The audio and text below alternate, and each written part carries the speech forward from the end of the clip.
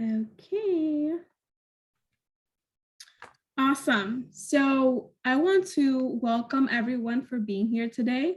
My name is Kateryn Ferreira, and I am the founder of Geminme. I really want to give thanks to the special guests here today, Lusa, Teresa, Yvette, Edouard, because they have taken their time to speak to us today and give us their experiences in their careers and how abundant life could be when you follow your dreams or your passion or you use tips and tricks really to make it, in the workplace or in life. So I wanted to give you guys a little bit of background of me. But before I do, I want to make sure that everybody here keeps themselves in mute. We will have time at the end of the speakers to ask questions. And thank you so much for your cooperation. So my name, like I said, is Kateryn Ferreira. I am Dominican born and raised in Washington Heights. I was raised by a single mother, and that was very difficult, as many you might know, to be able to hold up financially and have the support you need because she's always working, and also growing with my little sister and trying to raise her as we go. So I did have to grow up very fast, and I think that has been one of the experiences that has taught me to be independent and a go-getter and a self-starter, really. So I am really appreciative of my experiences and the way that I grew up, because that's what, made me the person who I am today. I have my bachelor's in health service administration from Lehman College. I also have my master's in public health, and from CUNY School of Public Health and Health Policy. In the midst of the pandemic, I was able to complete that, which was very hard. I must admit, it was hard to, juggle between school, work, and everything that's going around you and losing family members. So that was very traumatic, but I made it out and I'm so grateful. I look back and I'm like, oh my God, how did I do it? But it is possible. So I want to encourage everybody who wants to, pursue their bachelor's and master's to do so. I also am co-author of two amazing books, Today's Inspire Young Latina, Volume 2, and Hispanic Star Rising, The New Face of Power, Volume 1, and Volume 2 also came out about a month ago. So if you guys are interested in purchasing those, reach out to me. I'm able to, give you the contacts and the links to do so. So I am currently a community engagement supervisor in New York City Health and Hospitals. I have about 7 years in the field. I've been in customer service, community outreach, and also healthcare management. So I have extensive experience in the health field. I also want to share that these connections that you see here have also played a part of my growth and be able to network and learn from them. So I hope that you're able to do so today. So Geminme is about building a community of love, healing, and discovery. And I really feel like I want Geminme to be able to inspire and empower others. And the mission is to transform your life and to discover the person who you are. And despite all the things that, come at you, you're able to, at the end of the day, make it happen and progress to the direction that you want to, and able to find a gem in you. So we're all about community building and networking. And this is an example of it, and having these events to be able to inspire and empower those who are, shifting careers or growing up now, thinking about college, thinking about getting a job, and creating relationships. So I want to challenge you today to take notes, take control, and take action in your life. And I know that today we're going to learn about these amazing people and professionals really that have really made it in their careers and are very passionate about the work that they do. So I want to start off with a quote. And it is, you get in life what you have the courage to work for.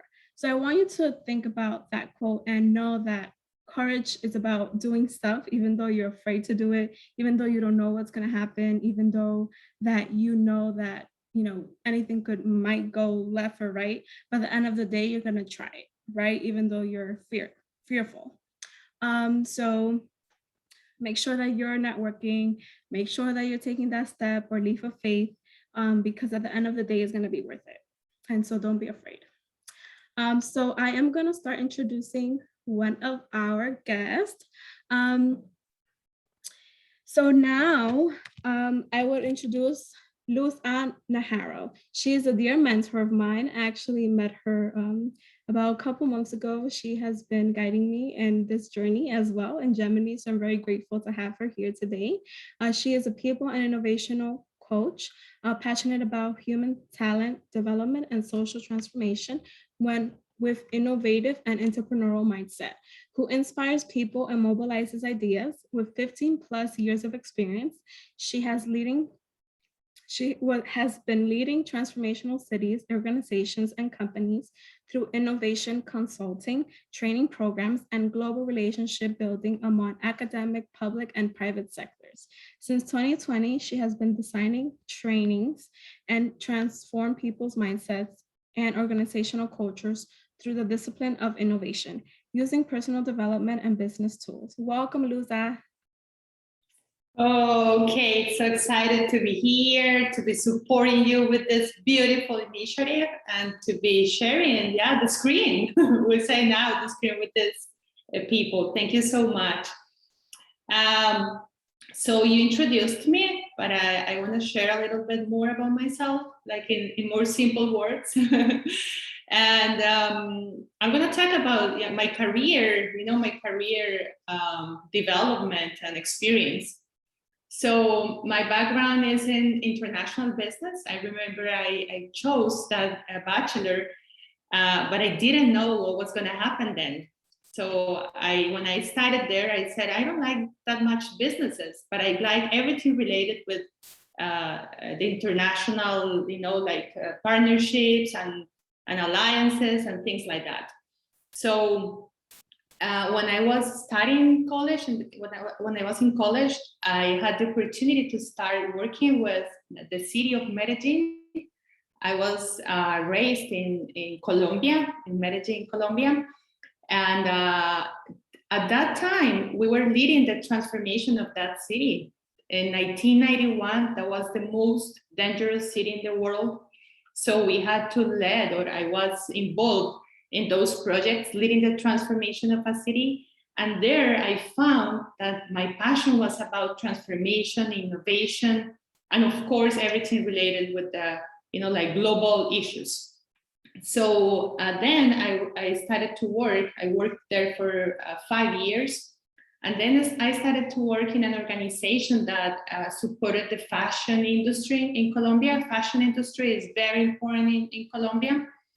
And it was an amazing experience because they organized the most important fashion trade shows in Latin America, and even a very important textile trade show in America.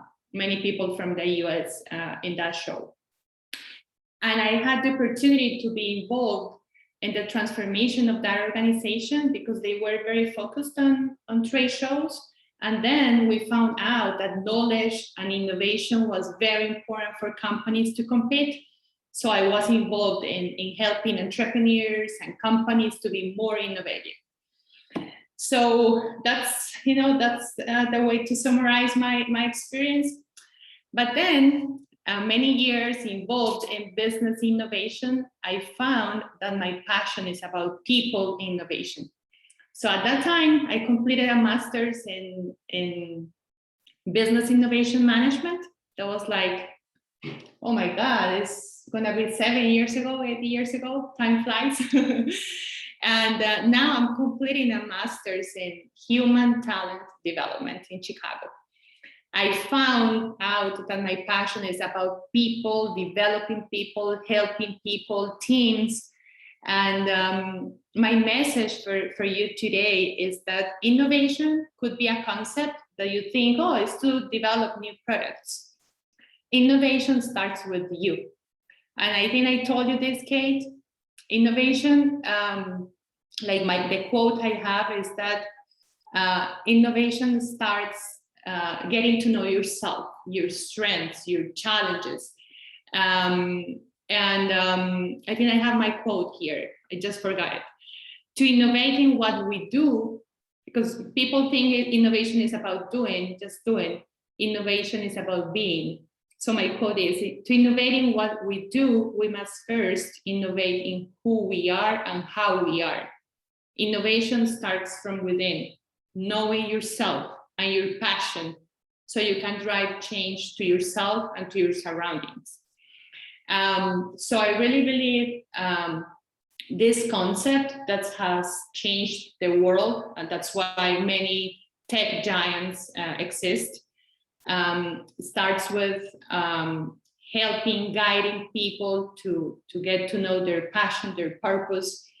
And I love this quote here from Steve Jobs.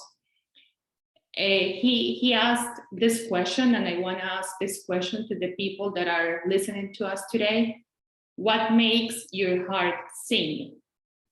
Have you asked yourself?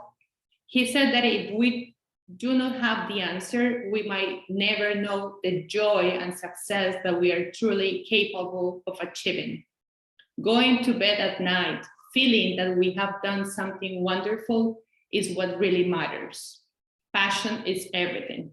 So this is one of the messages I want to leave to people today, because there's this number that, oh my God, I think we need to improve this.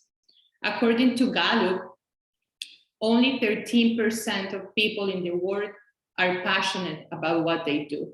We need more people passionate, because innovation, changing the world, transforming, generating value to customers, to consumers, to the society, starts with motivation, it starts with passion. So I think, following a career is not just choosing a major, is really finding your passion, your purpose, what you really want to live to this world and to this society. And yes, that's what I think. And it doesn't come up in a day, it takes time. You keep finding your passion and your purpose. I told you, I started working with the government, then I went to working with organizations, with global issues, to finally found that my passion was about people, and I started international business. So don't be afraid to change your mind. Don't be afraid. What you have studied is going to give you structure and is going to give you the foundations, but you don't have to do exactly what you studied in your career, your bachelor, your master's. Everything is gonna be helpful to help you be who you are meant to be.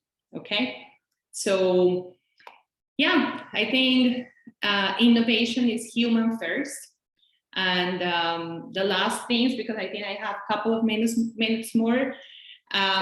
What I also want you to think about is that innovation is not only developing new products. Innovation is about improving things, improving processes, improving yourself, like doing things differently.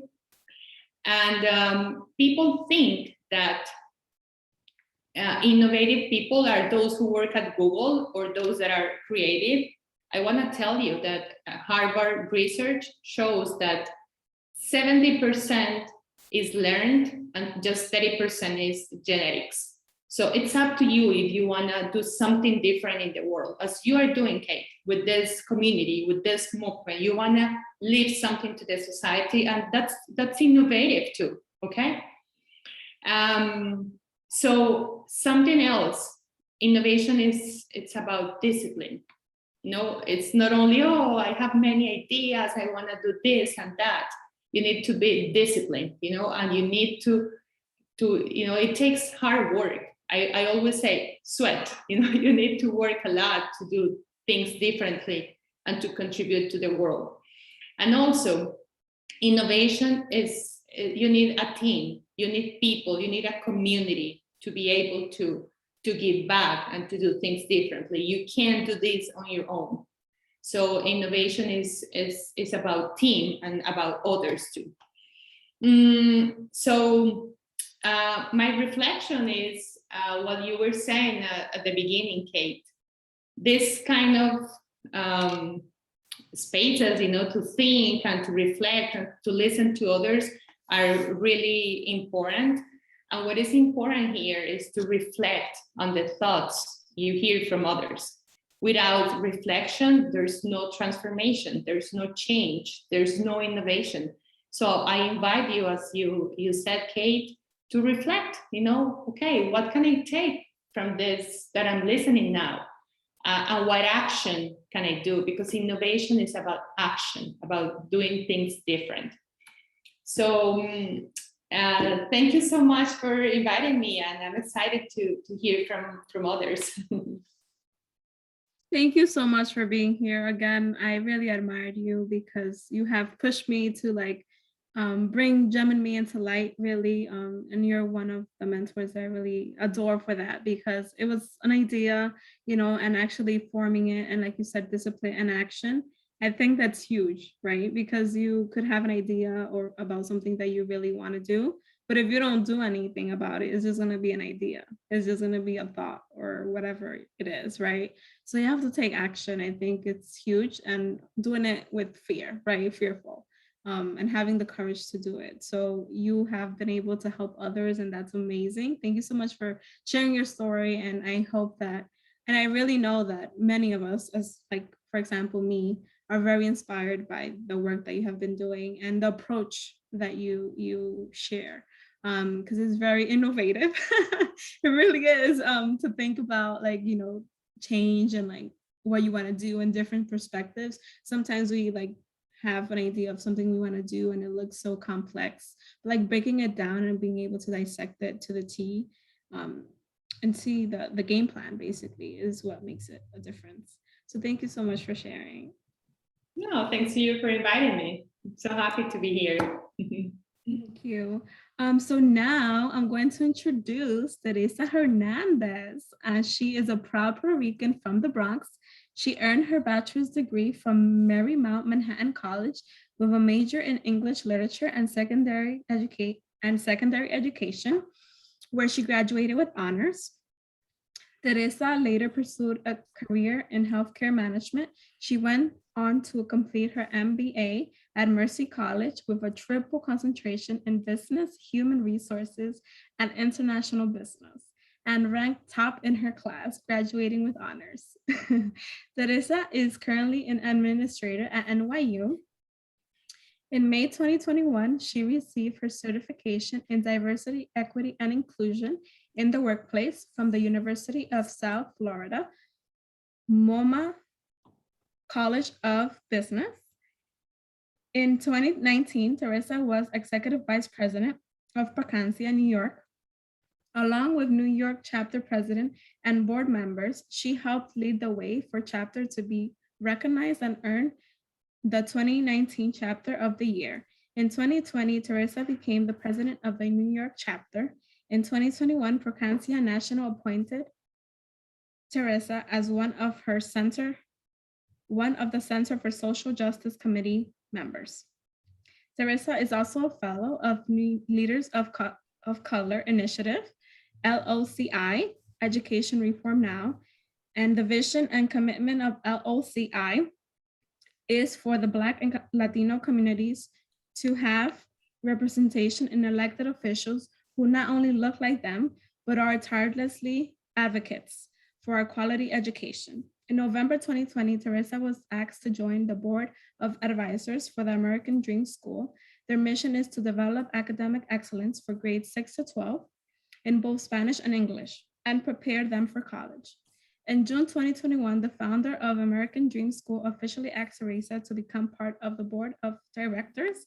She was also featured in the spotlight in Latin Biz Today in January 2021, and shortly after became a member of their advisory board to bring content that highlight the work of the Latino community. Teresa is an advocate for the equal education, women's equality, and better access to healthcare for people of color and marginalized communities. She strongly believes in creating and maintaining a culture where people from all backgrounds feel included in the workplace and beyond. Please help me welcome Teresa. Thank you, Kateryn, for that. Very impressive bio. Very impressive. Thank you. I know it's very lengthy. Well, similar to Lou, so the things that you had touched upon, my career journey was not exactly what I had anticipated or what I thought it was going to be. Given my bachelor's was in education and English literature, and then I went for my master's, and I had a triple concentration in international business management, and human resources. And, throughout that journey, I grew very fond of the work that I did in the healthcare industry. And I started in healthcare in 2003, I want to say. So almost 18 years now. I mean, I remember when HIPAA first started, the HIPAA Privacy Act started, and that's when they had to implement all these changes in the healthcare system. And from there, I started to enjoy the work that I was doing. I wanted to know more. I wanted to know who the decision makers were. I wanted to know who came up with these different policies, who worked on salaries, who signed off on like the financials, what insurances covered what, why were only certain people covered for certain treatments. And I wanted to know, the ins and outs, the day-to-day of the healthcare system. And then, I worked at several prestigious healthcare organizations. And when I graduated with my MBA, I wanted to become a part of something that was extremely meaningful. And that's when I decided to join the National Society of Hispanic MBAs, which is now Prospanica, which is the organization that Kateryn, mentioned in the beginning. And, it was something to give back to the community. I wanted to do something not just for myself, but for others. And since, I was very passionate about education, although I didn't go into teaching right away, I always came back to that. And I always had a fondness and eagerness to learn more about what is plaguing our communities of color when it comes to healthcare, education, equality. So that's when I decided to take a deep dive into the education sector. And when I joined Leaders of Color, that's what prompted me to move forward, to take a look at what's going on in our public office suites and see where changes needed to be made. And with that, I was also invited to give a speech at the Community Action School, which is on the Upper West Side. I spoke there 3 years in a row prior to the pandemic. And I would talk to these students about their journey, their hopes, their dreams, because everybody's journey is different, and no two journeys or no one's journey is similar to anyone else's. We're different individuals with different experiences going on. And throughout my career, I've hit a couple of stumbling blocks, a lot of self-doubt. Can I do this? Will I do this as a female, as a Latina in corporate healthcare? Can I make it? What if I fail? That's the biggest question that, a lot of people, especially people of color, and, given their culture, their fear is of failure. And, there isn't really a toolkit per se for success. And in speaking with a lot of students, and especially in high school and college, those years go by very quickly. And then there's that $1 million question, that begins to lurk in our minds and in our parents' minds, and maybe the teachers' minds, is, what do you want to do when you grow up? And sometimes you have the answer, and sometimes, individuals know right away, I want to be a doctor, I want to be a technician, I want to be a teacher, I want to be a lawyer. And then, sometimes you don't know. But high school is the age where you start to think about these things. And it's perfectly okay if you're not sure, and you're likely to change your mind several times. I changed my mind when I finished college, and I decided, going into the education sector was not for me. But when you start to think about the careers that interest you, you have to understand what you enjoy and what you're good at. And that's the first step at exploring careers.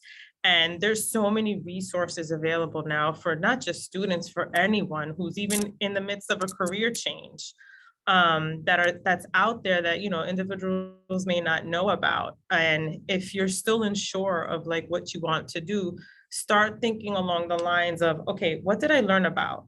For example, if you really like math, How can you use math long-term in your career? If you really like science, what is it that you enjoy about science? Is it the research? Is it the lab work? Do you want to be a clinician? Do you want to be a nurse? At one point, I thought I wanted to be a nurse, just like my mom. And she enrolled me in like summer youth employment over the summers. And I worked in the hospital. And I realized I didn't want to be a nurse and do the clinical side. I wanted to learn more about the hospital side and how things operate and function. And eventually, that's the career that I chose. Doing internships, excellent way to gain experience in a career that you're interested in. I believe they still have a lot of summer youth programs out there for students to get started in. And, it does help, help you make that decision in your career path.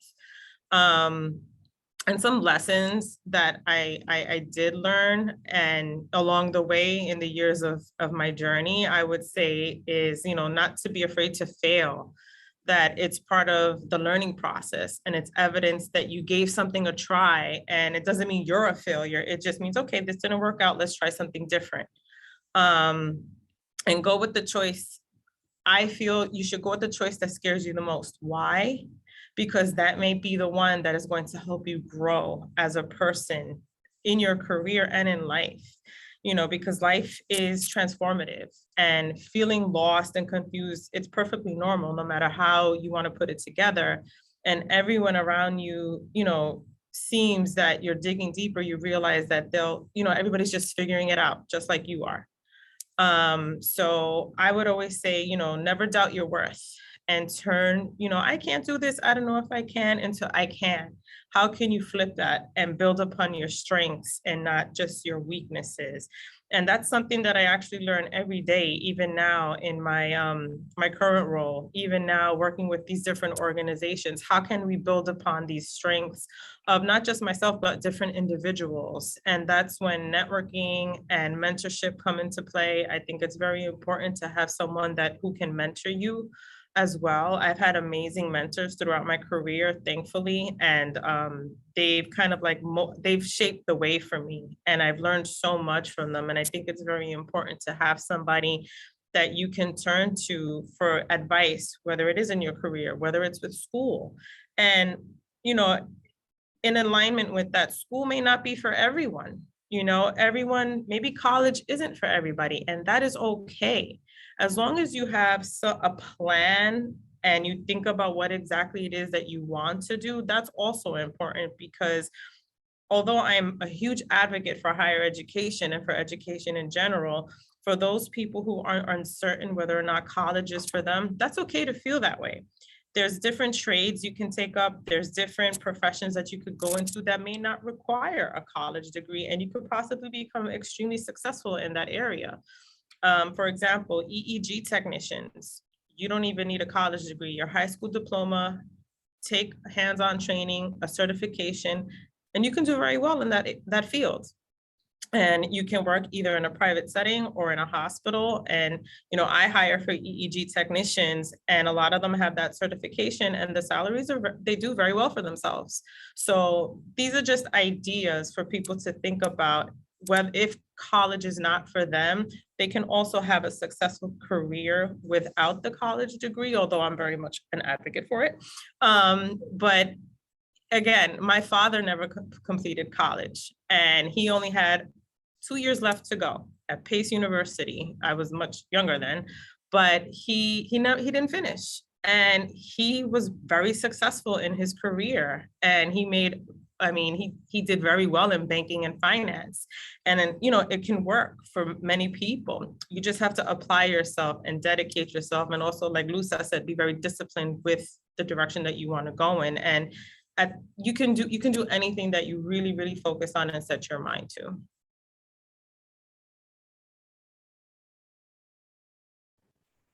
Thank you, Teresa. This is amazing. Like all the advice you gave is like perfect.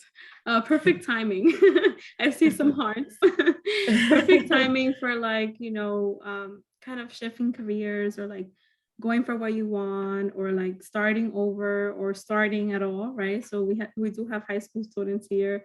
So kind of thinking, what do you want to do? And just being passionate about what you want to do doesn't mean you have to have a degree, right? Go for a master's. I felt like, education for me was that structure, right? The structure that I needed, the discipline, kind of getting out of my comfort zone, and like I was pretty much addicted to being in school. So I've always wanted to like, oh, like I was good at through like high school, middle school.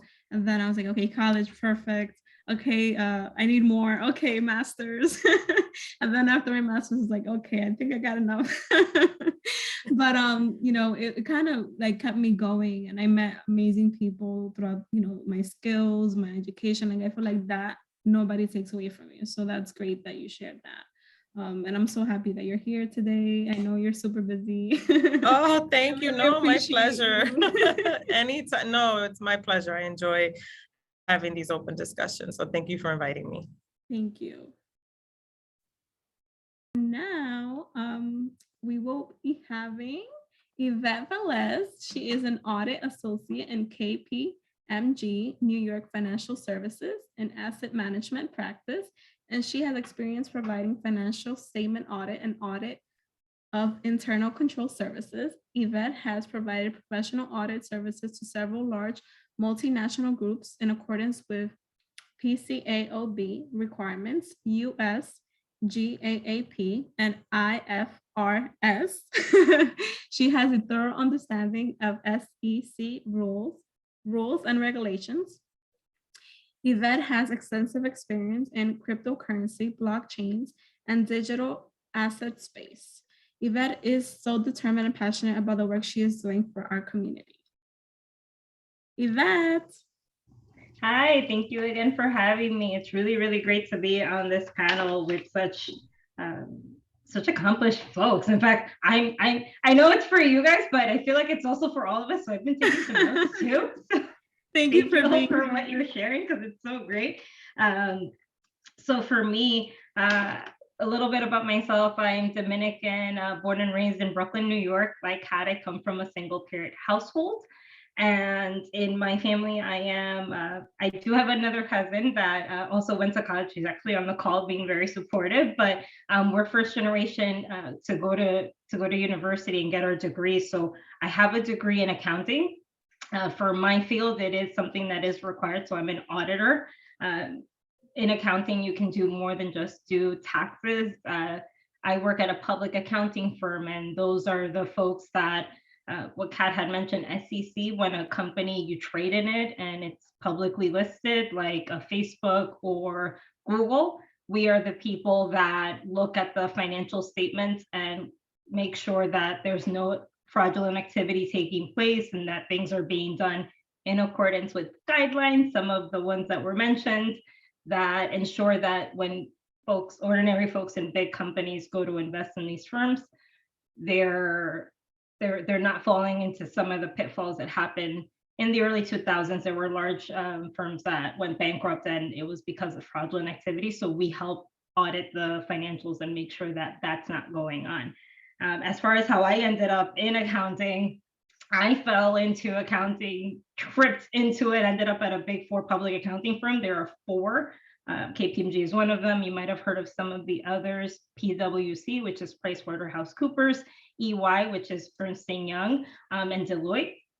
So I actually started out in STEM. So to Teresa's point, sometimes not knowing what you're going to end up doing is perfectly fine. I didn't figure it out until my mid-20s. I actually recently graduated from school. I went back and got my degree in night school. So to backtrack a little bit, I started out in STEM, in the sciences, science, technology, engineering, and mathematics. So I was a science student. I was a bio major. I grew up thinking that I was going to become a doctor, and it all stemmed from me wanting to help people. I thought that was the only way, or one of the best ways to do it, which it is, but obviously not aligned to what I ended up doing ultimately. But the point being is that growing up, I only really was told about medicine as a way to make a good living, or going into law and becoming a lawyer.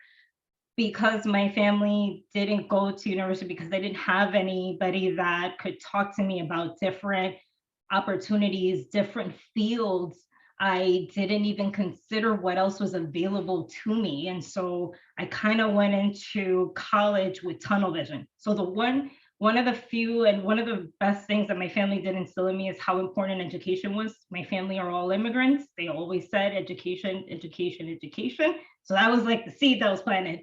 And as soon as I got out of high school, I had good grades. I got into a few schools. I went to one of them, bio. I went into biology. I'm going to be a doctor. And 3 years into this degree, I realized I was truly unhappy in it. And I just couldn't see myself moving forward with this degree. I knew that I wanted to live a certain life and I wanted certain comforts. And because I always wanted to go into this field, I knew what type of opportunities were available with that degree that would give me what I wanted out of my life. I could either become a doctor, which I already didn't want to do. I could go into become a clinician or become a lab scientist. But I know my personality wasn't a good fit for that. So part of this is knowing who you are as a person. I knew I needed to work on big groups and a lot of different things, and I didn't feel that would be it. It's very specific. Or I needed to go into higher education, which meant more degrees in something I wasn't happy with. And so I took some time off from school, and during that time I worked in retail. So I've also worked in retail. And I remember whenever I worked on reports or anything that had to go to the higher office or management, those reports had terms that I later learned in college, but they were interesting to me. And leading into what I was afraid of, back to what Teresa had mentioned about leaning into something I was afraid of, the unknown. For me, for some reason, I was always afraid of business as a field to pursue. I don't know why. I don't know if maybe because movies like The Wolf of Wall Street painted anything involving business as like a big scary thing and like the evil man. When we think of like the businessman, like the evil, and I was like, I'm not that person, I'm too nice to be in that. But turns out I ended up at a public, I interviewed, I got a job, and I started out as an executive assistant. So started at the bottom in back office work. And I ended up with some of the nicest people I have ever worked with in my entire life, like ever. These people supported me with school. These people took time out of their day, as busy as they were, to tutor me, to help me with my studies, to help me understand stuff. Just, you need a day off? No worries, like we'll figure it out. I mean, just so supportive. And the important part of that is that here I thought business was this big, scary, bad thing, and it ended up being one of the places I was the happiest in. After I had been at my job for about 2 years, and so again in my mid to late 20s, once I had my process down, I then reapplied for school.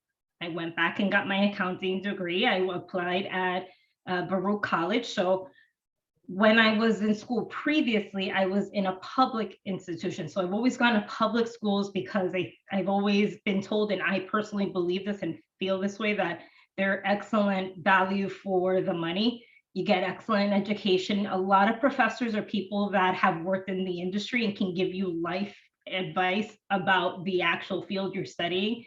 Sometimes, especially in the earlier coursework, they will give you insight into different fields that you can pursue. So it's been for me a positive experience at the many institutions I've attended. But in any case, I applied back to school, I got in, and I started one class at a time, trying to balance school, trying to balance work, getting myself to a point where I can manage both. Eventually I added another class and then later another. And so I went part-time, 3 classes a semester, while I worked full time. As much as I wanted to take on more, a lot of it is understanding what you can handle. And so I only took on what I felt I could be successful in, both at school and work. Graduated this past May. To make that happen, it was a huge sacrifice. I had to go to school every semester for 2.5 years. So from 2018 in the fall, I went fall, winter, spring, summer, and I did it all the way until I graduated this past May. Sometimes you will encounter folks that are not understanding of what you're going through, but there will be many more that will be very supportive. My cousin that's on the call is one of those people, my folks at work. And so if you can go to school full time, great. If you can't, it doesn't mean you can't get there and you can't get to the finish line. maybe it'll take you a little bit longer, and maybe you'll have to work just a little bit harder than some of your peers, but it is absolutely well worth it for those that want to pursue that. But I agree also with something else that Teresa mentioned, which is if school's not for you, that's okay. There are trades. The idea is to get a degree in something, or get a skill set in something that will earn you a good living, a decent living, whatever that means for you. Only you know that. So have that conversation in the mirror with yourself about what you really want, and then get to work. It's going to take sacrifice. It's going to be hard, but there are many people that have done it before you. You have this entire panel of people that have done it before you and are more than happy to give you advice on it. As far as what I do, in audit, my job is to receive some documentation. I do a review work and I test it to make sure that the sample I have is good. And then I give it back to somebody else who then does their review, and it goes through a chain of command. And then somebody finally gives a final sign off and said, this is good to go. My work is very process oriented. I'm a process oriented person. So this is me taking into thought, what are the things I like? I like detail. I like process. I like working with a lot of people. Our teams are very big, especially if the project, the audit is very large. I also work in a group that eventually part of my role will involve selling. I worked in retail. I loved selling a lot. So for me, this is a great place to be. But if for any reason I changed my mind, I also happen to be in a firm that is very supportive and inclusive and has a lot of different opportunities. If I choose that, you know, I don't want to be an auditor. I'd rather do a different role, maybe HR or some of the other things that we do. But that was my journey. Went from science to business to juggling school work and life. And I finally got here, and it's been great. I think that's most of it for me. And I think at the end we have a section 4 questions. Since I have a couple of minutes, one more thing that I wanted to add are, I also have mantras. I live by mantras. They're the things that I repeat to myself when I'm struggling or when I just need to remind myself, like, I can absolutely do this, because no matter what level you're at, we all come across that point in our lives or our careers where it's just like, I can't do this. There's no way. Even me last summer, I hit 3 classes away from graduating, 3. And I just got to the point that I was just like, I can't do this. There's no way. And then in the middle of it, I like wiped the tears away. It was like 11 o'clock at night. I'll never forget this. But I remember that I had heard in a podcast, whenever you're freaking out, it's the first time you're doing the thing. Remember that feeling. That feeling is, it's uncomfortable because it's a thing you haven't done before. And that's what I was going through. So it's the first time when you're freaking out about something hard that's new. Remember, it's the first time and somebody was in this position. So try to ask who you know if they can give you some advice or guidance, or even your mentors. Sometimes even external people can give you advice about something going on. 2, lean into things that be comfortable being uncomfortable. So that relates to that. I was super uncomfortable. I was struggling, but I just leaned into it because this was part of my process to grow and to be a good auditor. And that was one of the things that helped me through school. This is to make me a good auditor so that when I sign my name, I can say I'm okay with this answer that I'm giving. And the other one is my favorite. I don't need easy, I just need possible. We are breaking barriers. I am first generation born here, first generation to go to college, first generation homeowner. I'm sitting in my office in my first home me and my husband bought this year in the middle of a pandemic. You know, and it wasn't easy. It was hard, but it was possible, and we made it happen. Even with school, I didn't get accepted into my university. I was rejected by Baruch. But I know that no wasn't a true no. There's an appeal process. I went through the appeal process and I got into that school. You fight. You want it bad enough, you fight for it. So I'm going to leave it there. We can continue it later. And if you guys have questions, but just keep fighting for that better future. It's hard. You're going to stumble. You get up and you keep going. No matter what, you keep going.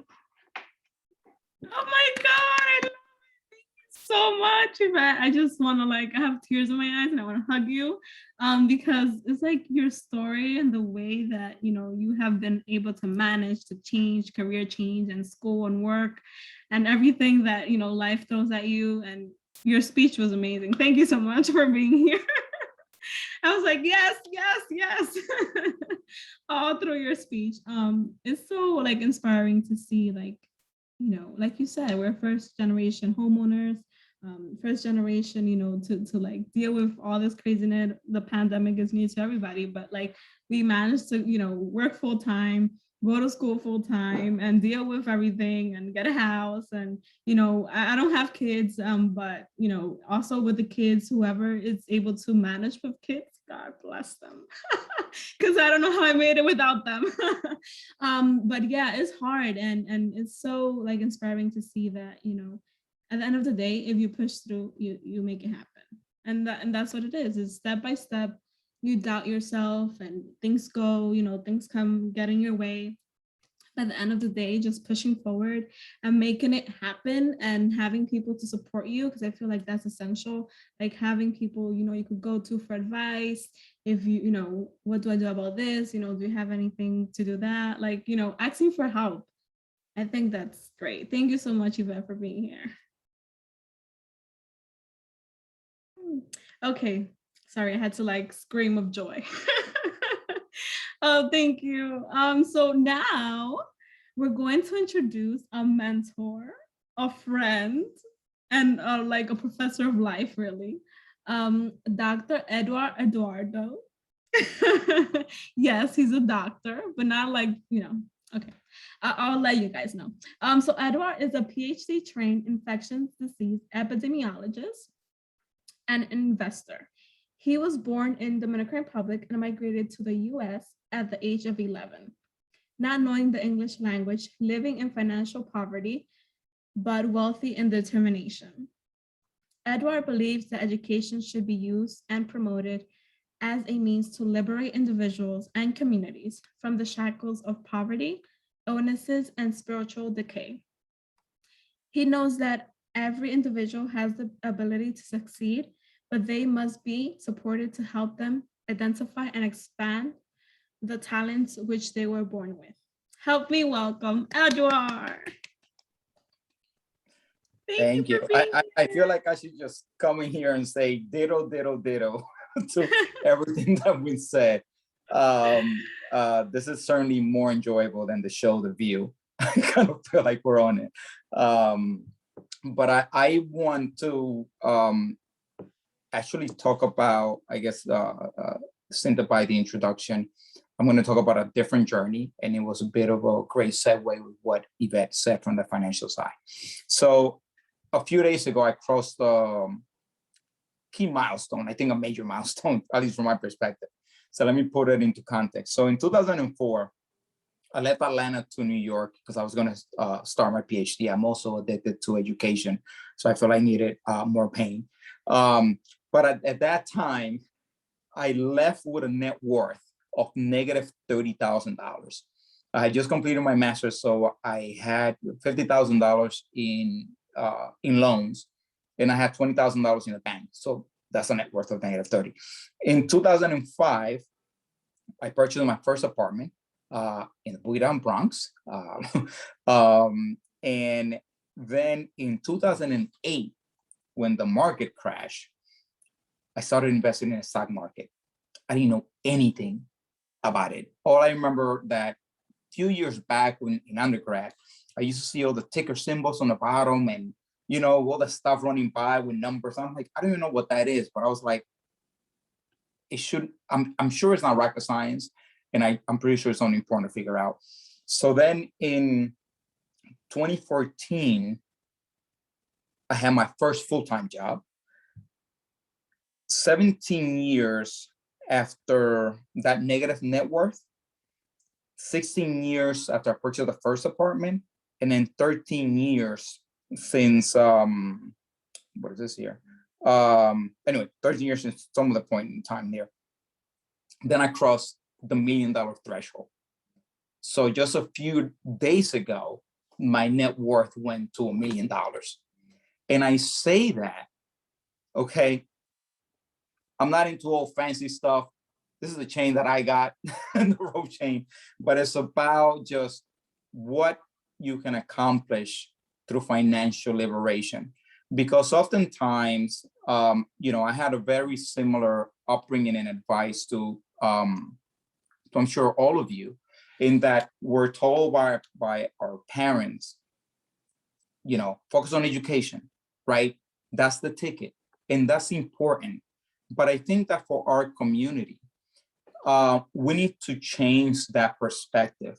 And what we need to do is focus on financial liberation, okay? And then use education as a vehicle to get you there. The way that we're doing it now is that, we get into this car hoping that we will get to whatever this thing that we imagine. And we have to start first with what we imagine and then see what's going to get us to get there. That's a completely different perspective that is going to get people in our community to start thinking, yes, this is what I'm passionate about.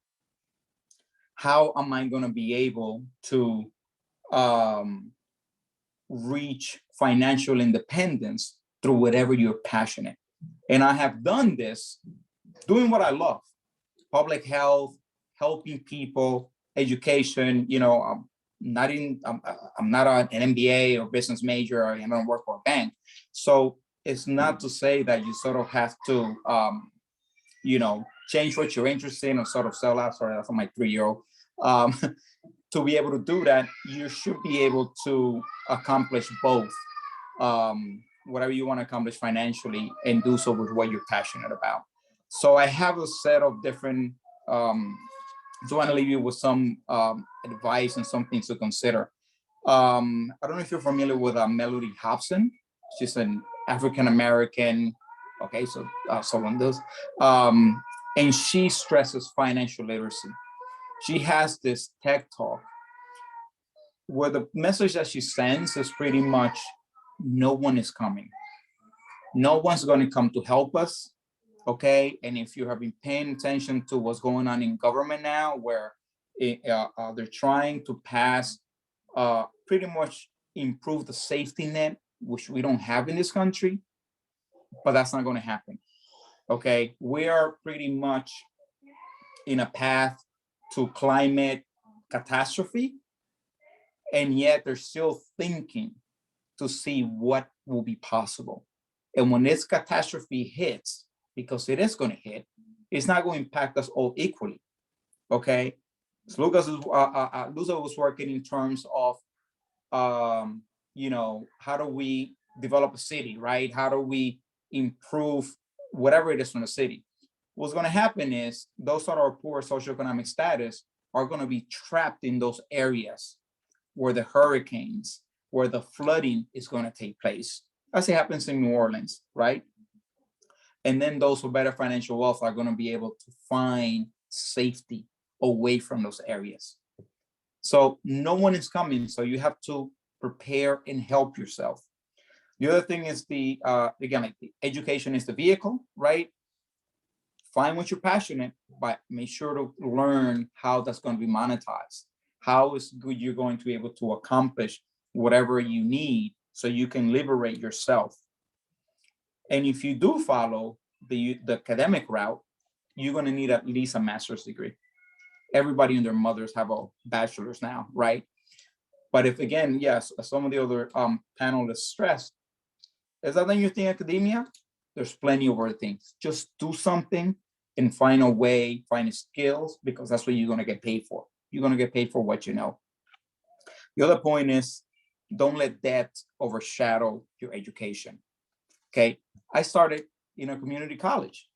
I also applied to a school and got rejected. And I took it just like Yvette. I was like, please, okay? You don't know what's coming, okay? Went to the community college, best decision I ever made, because I was able to pay for it. Scrubbing toilets, okay? Not accumulating debt.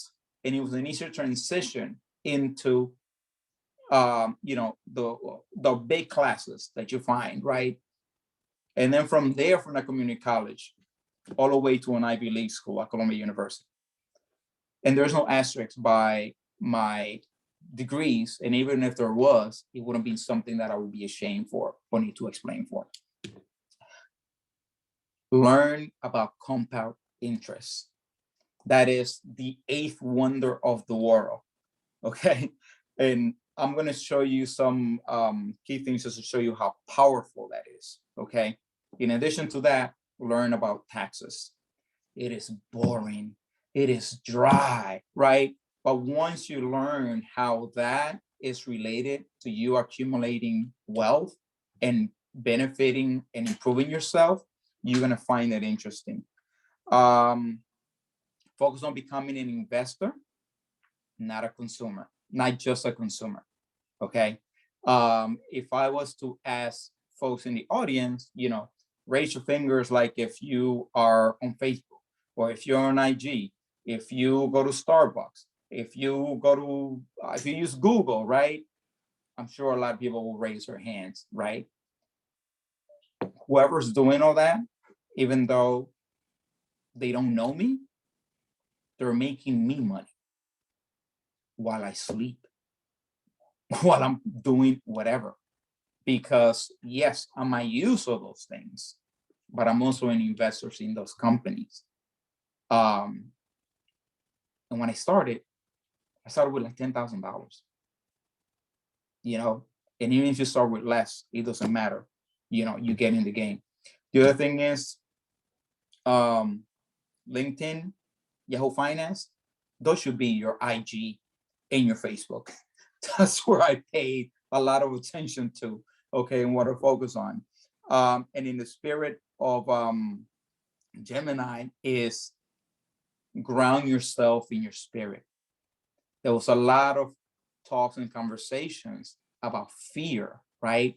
We come into this different society where everything is different, where, first trailblazer, first doing this, first doing that, right? Especially if you're a woman, and even more if you're a woman of color, right? That those fears that you encounter, find a way and learn that by connecting to your spirit, you're only going to see that those fears is only an emotion, and emotions come and go, and you just have to let them go through their journey and see them by. So let me see how much time. Okay, so I'm just going to share my screen just to show you some examples of this compound interest.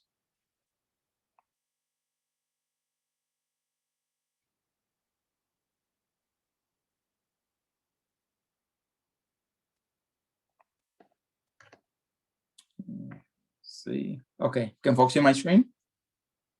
Yes. Okay, so what I'm going to show you is how a 16-year-old can accumulate $1 million by the time they retire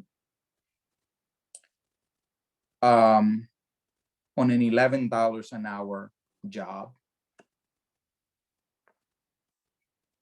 So if that 16-year-old works a summer job at a salary of like $10.87, they're going to be able to make in a summer $3,480, which is, if you divide it by 12 months, that's about $290 per month that you're contributing.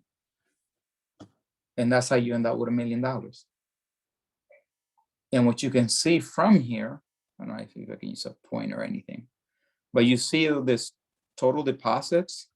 That's how much that person will contribute out of pocket, $171,000 over that 49-year period. And they're going to get in return an additional $860,000. So imagine that you go to an ATM and you put in $170,000, and the ATM gives you back the $170,000 plus $860,000. get $1 million. And this is a very conservative estimate with a 6% from the stock market that you can get. You may even get a 7%. That's also very reasonable. It's $1.5 million. Now, of course, that's not sufficient to live on when you retire. You're likely going to need more. But the point is that if you have time, which we all have, and you lack the huge amounts of money that more people higher socioeconomic status have, you can still reach that goal. Now, if you are a 21-year-old that just finished school, so you have 44 years until you retire at the age of 65. And if you, let's go back here to put in this a little bit more conservative to 6%, and you maximize your 401k every year, right now you can contribute $19,500 in the 401k. If you maximize that every year, the $1,625 a month, you end up with $4.2 million. So you make $3.3 million in interest from your investment. And if you do get lucky, the 7%, you end up with 5.7. So that is what I wanted to share. And I hope that everyone sees that they can make it. And if you have any questions, email me, ee2126@gmail.com, and just put in the title, I want to be a millionaire. Yes, thank you so much, Edward. This is like amazing. We're celebrating your accomplishments here. Like, this is huge. Yeah, drop in your email so everybody can have it. And the panelists, if you guys want to drop in your emails, also share with the audience, you can do so also. Thank you so much for being here. I kind of want to give everybody a little background of how we met. We actually met in a panel. Ironic, right?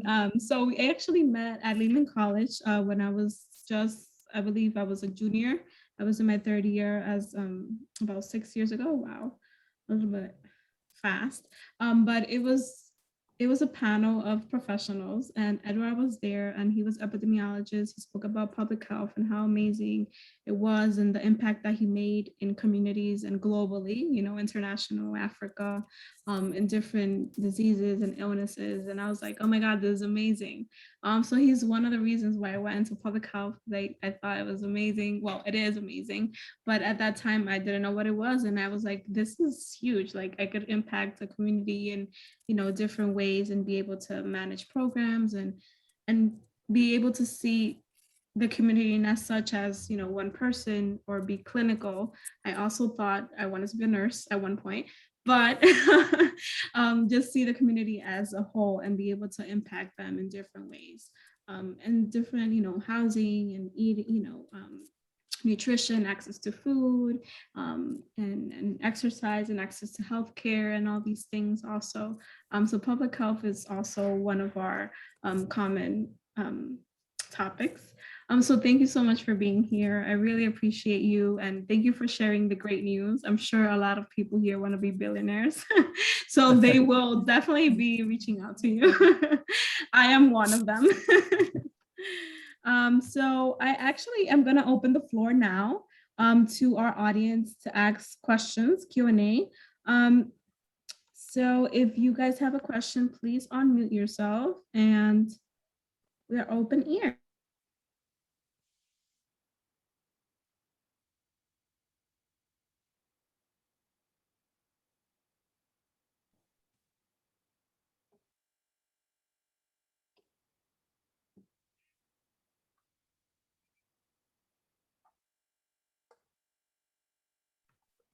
Don't be shy.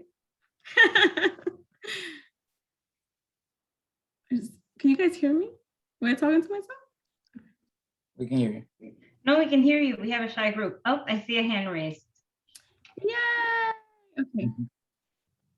Anna? I'm a little shy. No? But I don't have any questions. I do want to just say thank you for this panel. I mean, the outpouring of everything you guys share, from Teresa to Eduardo and Yvette, my cousin. I really enjoyed this this panel, and looking forward to future ones, actually. Thank you. Thank you, Anna. I appreciate it. Yes, we will have future ones. This is just the first of many. Thank you. Any other questions? Yes, hi, good evening. So my question is to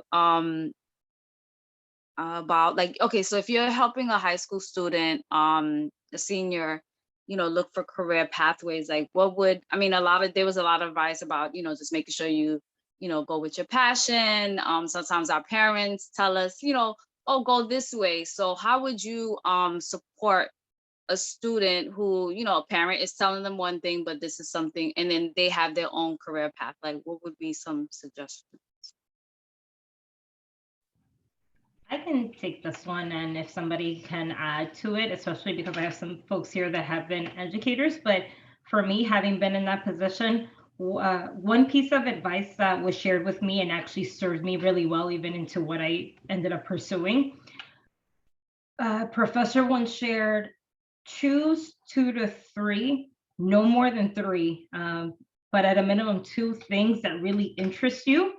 And as you're taking your coursework, so they'll need to pull up their bulletin. We all have general education requirements, and then you have your major requirement. So as they're going through the general ed, try to find classes that can fall into both fields of both degrees. And then somewhere along the way, there'll be some classes that'll be more specific to one or the other. And hopefully taking those classes, you'll start to figure out what you like or definitely don't like. For me, definitely not science. As I got hired, I was like, no. And then I pivoted into the other field that happened to be what I thought I wanted to do, ultimately didn't. But the point being that because I was always taking classes that fit into both, when I made the pivot, I wasn't super far behind, and I was just focused on the requirements for that specific field. Then later, when I took my break from school because of all these general ed requirements, guess what? When I went to the next school to do the business, all my gen ed was done, and I could just focus on the business piece of it. And it saved me time and a lot of money. I didn't have to do a degree from scratch. All my general ed was done. I just needed to do some things to get into the business school and just go straight into my field, my degree. Another piece, and the reason I wanted to speak first is because I needed to also complete 2 additional courses for some requirements for me to become licensed as a CPA, certified public accountant. So part of my non-traditional path is I didn't have to do a master's. So that's why all these classes that I took were helpful. I saved myself a master's, but I went into a community college. I went to BMCC for my coursework. And another piece I wanted to say is that for a student that is also unsure, maybe a 4-year isn't the right path. Community college is a really great stepping stone, because one of the things that I loved about having that opportunity of going there is that both professors, and it seems like it's a theme here, both professors set up the course and organized it in such a way that if I was a brand new student that didn't know what I was doing, it was structured. They taught you structure. The way the class was aligned in terms of the way they organized the folders, the way they set up the syllabus, because I had been in school for so long, I've already graduated. I'm just doing this to fill in to check a box. I already had this down. So to see my process almost already pre-prepared by a professor, which I didn't have that in the 4-year school, that expectation that you know how to do that is there. To see it in a community college was incredible. And I'm glad I went through that process, because now I can speak to the experience of being a student in a community college with more than one professor, and seeing that they really guided the student to set them up to succeed. They really, really did do a good job of that. So if that's at all helpful as far as maybe not going into a 4-year, also exploring community college being a good option, and for cost reasons as well. And then thinking about what they might want to do and trying to find a field of study that has something to do with that, or ideally is in that area, will help them so that they're keeping up and when they get closer to being sure, because a lot of this comes with age. You start to figure out what you want to do as you get older and get more life experience. So hopefully that's helpful. I'll ask some of my other panelists if they would like to chime in and add. Thank you, Yvette, for sharing. Yeah, I feel like when I'll chime in on this one too, as a previous student and basically not knowing what I wanted to do. I knew I wanted to go into the sciences. So I started at Mercy College, actually. I did 2 years there in health science, a bachelor in health science. And then I started working at Montefiore in my sophomore year of college. And I realized Mercy College was too expensive because it's a private school. And I had to start, paying out of pocket, basically no financial aid anymore, since I was actually earning money. And so I was like, okay, I need to go another route, to save myself some money. And at the time, my supervisor was going to Lehman College and she was getting her bachelor's in health service administration. So I was like, oh, administration, that sounds like something I would do. Like, I can manage people and manage programs in healthcare. And I'm still in healthcare. So I was like, okay, let me go to Lehman College. And I ended up there, right? And it was still in the sciences, and that kind of segued into like being able to use the courses that I did at Mercy. So science was my passion. So try to like find your passion and stick with it. You might pivot, like, Yvette mentioned, but being able to have those certain courses that could kind of be used if you do decide in the long run to change, make sure that you don't go from being like an engineer to like, I don't know, what a doctor or something like that, right? So it could be different, could relate different courses, but just make sure that you kind of follow your path in a way. I would add is it's your journey. It's not your parents' journey, no one else's. Most of the people that are in school, they fall into either two categories: those that are not sure what they want to study, and those that think they know what they want to study. It's not really until you get into the field and begin to work to really figure that out. And so make sure that, as was mentioned, like your first 2 years, they're the same at pretty much every school. You're going through the basics. So that's the time to get a better sense of what interests you. And then once you finish, make sure that you take some time in between degrees. So really get real life experience and see if that's really what you're into. And if not, then you begin to specialize more once you get your graduate degree. So it's not a big deal if you decide to pivot after your bachelor's and then go into something more specific. I just wanted to add to that. That's actually the path that I chose. I waited a good 10 years before going back for my master's. Because I needed to make sure, I wanted to make a decision of what I wanted to do in my career. So I changed completely. I did education and English literature. I went from that to business management. So it's true what Edward says. It's what you choose. It's not really what your parents, although they probably want you to be on their child to be on a certain path. But this young lady that I'm actually currently mentoring, her parents were dead set on her going to medical school and becoming a doctor. She didn't want to. And she was afraid to talk. She's afraid to tell her parents this. And I said to her, well, this is one, it's money loss if you go to medical school and that's something that you didn't want to do. I said, and two, you have to do your passion. You have to follow your heart and what you're really interested in. And she's actually interested in the mortality rate amongst women who are pregnant. And this is something that she really is passionate about. So although she doesn't want to be a doctor, she wants to go into the public health sector. She wants to do something in medicine. And I said, well, then that's it. That's what you want to do. That's something that you need to go to your parents and say, look, I don't want to be a doctor, because she comes from a line of doctors, but it's not for her. So it's something that you have to like sit back and really think about, okay, what is it that I'm passionate about? What is it that I want to do? Not necessarily what my parents want me to do, because at the end of the day, it has to make that student, that child happy. I hope that helped. No, thank you all. I was, and just to know, I'm speaking of my son because he's 16, so it's not for me, but it's my son. So I really thank you for all the suggestions, because again, you know, we want one thing and, you know, the child wants something else. Thank you. Thank you for sharing that, to Edward and Teresa.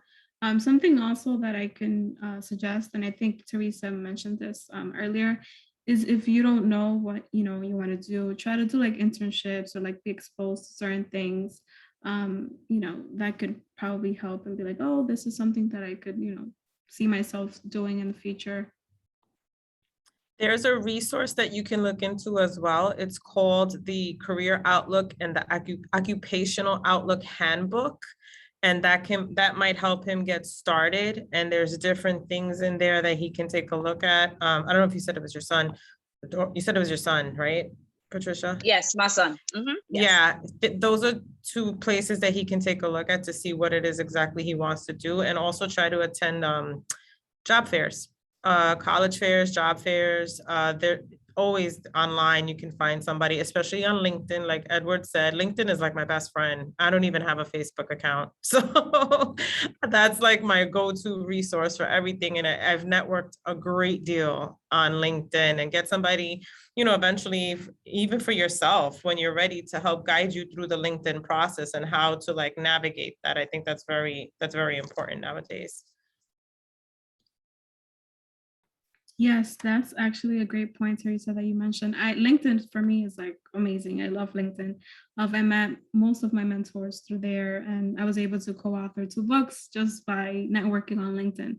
So I go by LinkedIn, yes. And I actually have, Geminme has a video on YouTube to create a LinkedIn and kind of how to navigate it and the different features that it has. So if you want to go to YouTube, you could also check that out. Yeah, so I think that's like amazing to be able to know what you want to do and the different resources that we have.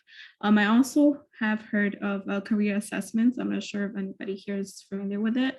I can share the link on the group chat. It's like a career assessment. It asks you like your interests, and eventually it does give you like a little idea, or it could give you different ideas of like what you should go into. So I will share that in the chat. Any other questions before I ask a couple questions of my own?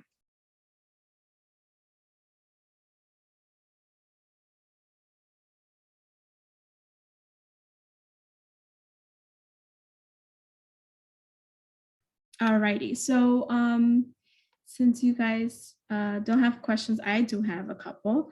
So this is for Edward. So I want you to tell us one of your greatest challenges in your career. Oh, greatest challenges. I think it's identifying individuals that are going to get you to the next level. I don't know if it's an immigrant thing that maybe what we see that's possible is, I think it's maybe a little more challenging for us to see what's possible, even when we don't have doubt that we're able to do it. So finding those particular people that can really get you to that next level. We know we live in the country that is run on white supremacy. That's what it is. And if you don't have those connections, trying to find the in there, it's not as easy as it is for other people. And that's not to say that that's not possible, but I think that's something that's challenging. And I say that because I see what the higher ups in my company, I work at Merck, and what I've seen in other companies. I'm like, I can do this, and a lot of times I'm like, I know more than what these people know. but they are the ones that are the VPs and the presidents and CEOs of this company. So, you know, that's certainly a challenge. Yeah, that's actually a great point. It's hard, like, you know, for us, as Teresa actually mentioned before, like you have self-doubts here and there because, you know, we're Latinos, right? We're of color. They might feel like we are, even though we have degrees and, you know, the language and the experience, right? The credentials and all the whole 9 yards, we feel like we have to prove ourselves and let them know what we've made of and that we can do the job and we could do it better than them. So I want to give you advice, keep pushing. And if you feel like it's not, you know, worth it, push, like climb another ladder, right? Sometimes we want to climb so far as a CEO, for example. Is that like, do you want to be a CEO at that company, or would you rather do your own company or go to another company and try to make a difference if they don't value your experience and what you contribute? So thank you for your answer. So this is for Teresa. I want you to share with us your 3 life lessons as a professional, and, you know, basically life as a human being also.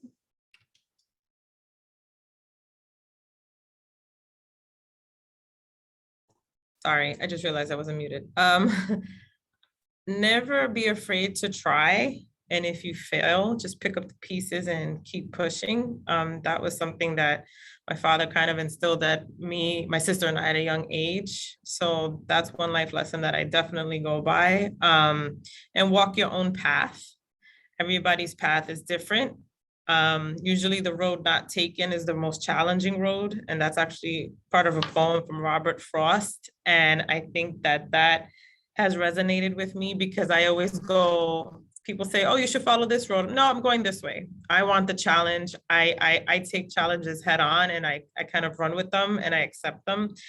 And also be kind, because you never know like what someone is going through. You never know what their day-to-day may bring, and just a little act of kindness can go such a long way. And in the key to success is patience. Patience it's a powerful tool for success, because things don't always come easy, and working hard and having the patience to want to thrive and be, you know, and do well in the role that you're in is so important. Thank you for sharing. So this next question is going to be for Lusa. What advice would you give your younger self? That's a good one. To be more patient. I told you I was raised in Colombia, and my first job was there. And in Colombia, we don't have the same opportunities as here. You know, like you have access to different jobs. And I worked since I was very young, and that was very important to my career life. But I pushed myself so much that I got health issues because I want to be the best. I want to get the best job. I work too hard, and that's good, of course, but to be more patient with the process. Everything is not about the result. It's about the process, enjoying that adventure, enjoying the path. So my advice is trust the process, and you don't have to be that much result oriented, because that can unbalance your life. And life is, you know, about work, about career, about your own life. So try to balance your life. Yes, I could definitely relate with that. In trying to do a lot sometimes just to prove yourself, or be busy, or be an addict to school, or to always accomplish things. So actually, I want to give Teresa a chance to give her final remark. Yes, I'm sorry. I have to run because I'm using this beautiful conference room at work and I have to run and get my car out of the garage. But I wanted to thank everybody for sharing their stories, their journey. I would love to keep in touch with you.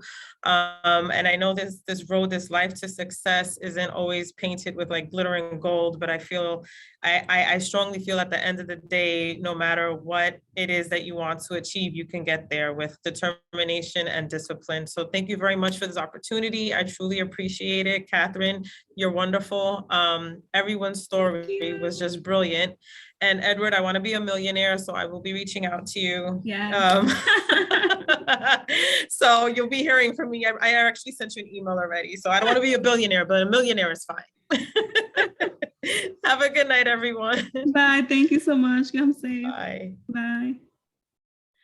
Oh, thank you. Oh, that was so nice. Okay, so I am gonna ask a couple more questions since we still have. If the audience has any questions that they want to ask, please feel free to unmute yourself.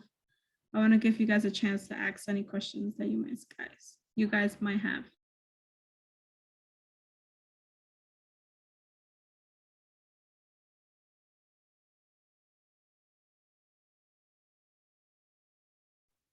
Okay, so Yvette, are you there?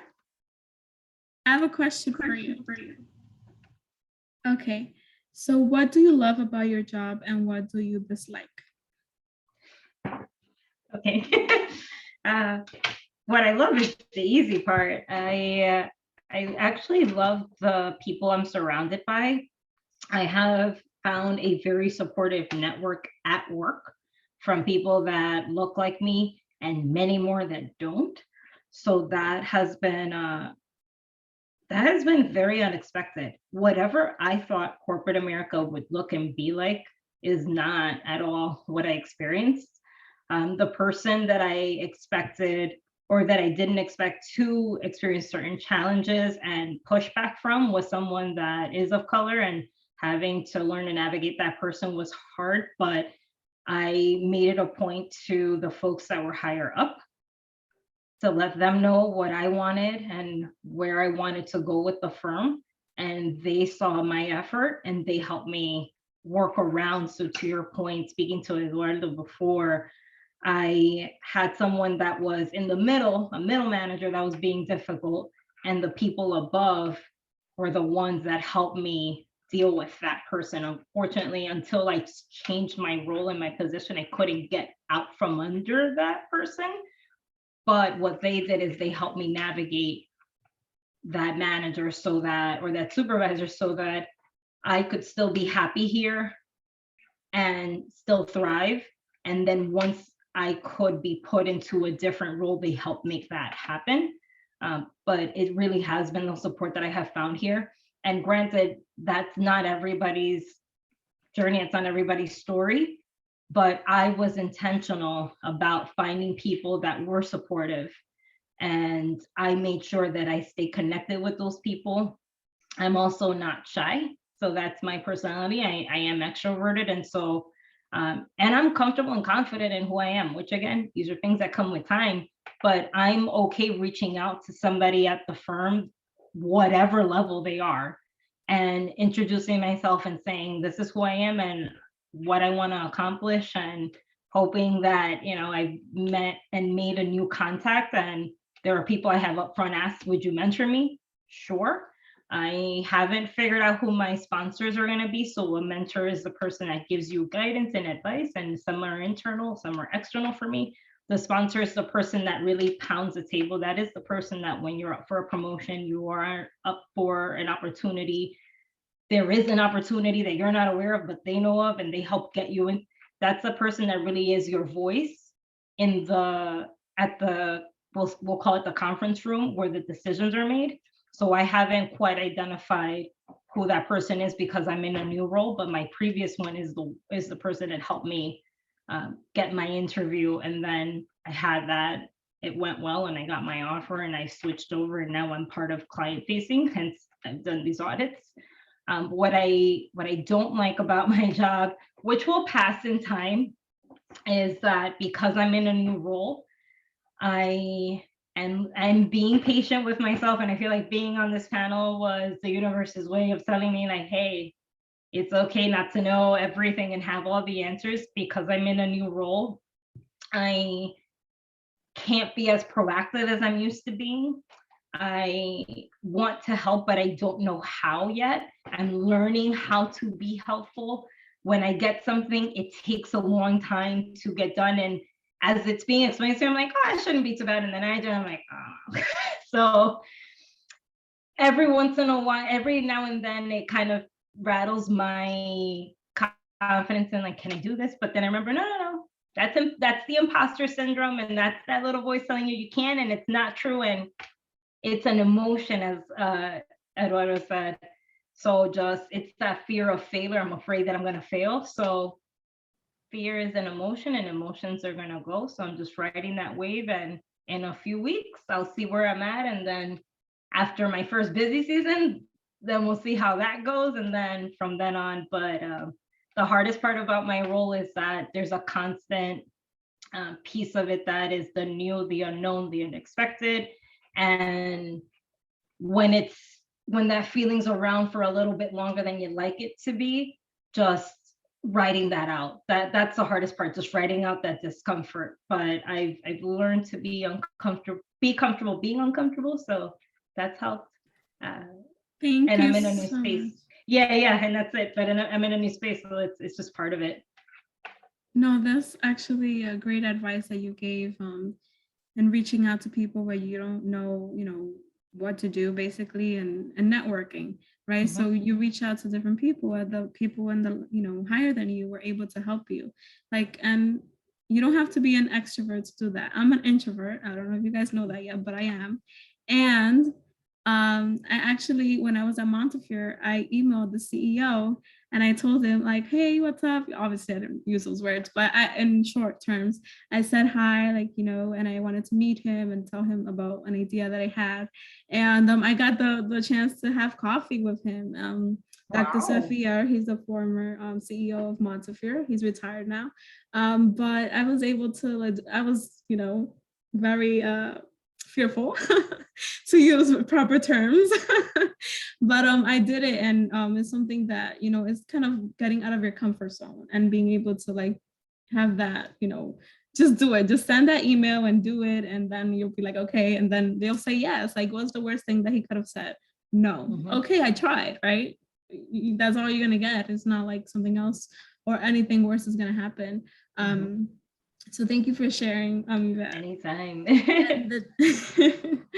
Alrighty, so we're gonna wrap up. If anybody else has questions, I'll give my final remarks. Anybody has anything else to say?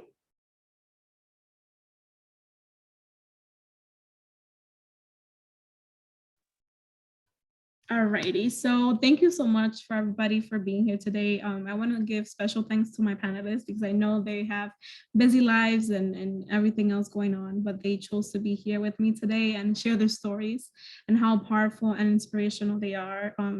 I know that our audience and me, myself, are very inspired by your stories, and I hope that this is just the first of many collaborations of the future. I learned a lot, so I was taking notes. I have my notepad here. So thank you, it was so powerful. And I know that, it's not overcoming the physical, the mental, the emotional battles is part of the success. And I want you guys to kind of take that with you, taking that leap of faith, like I mentioned, and going to work and working hard for what you want. Sometimes the future is not as clear as we want it to be, right? We're like, oh yeah, this is the plan. Yes, fine.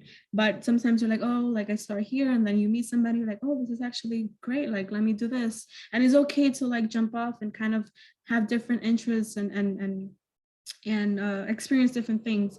But, at the end of the day, just having progress and like moving forward and pushing yourself, motivating yourself, and surrounding yourself with people who are going to push you too.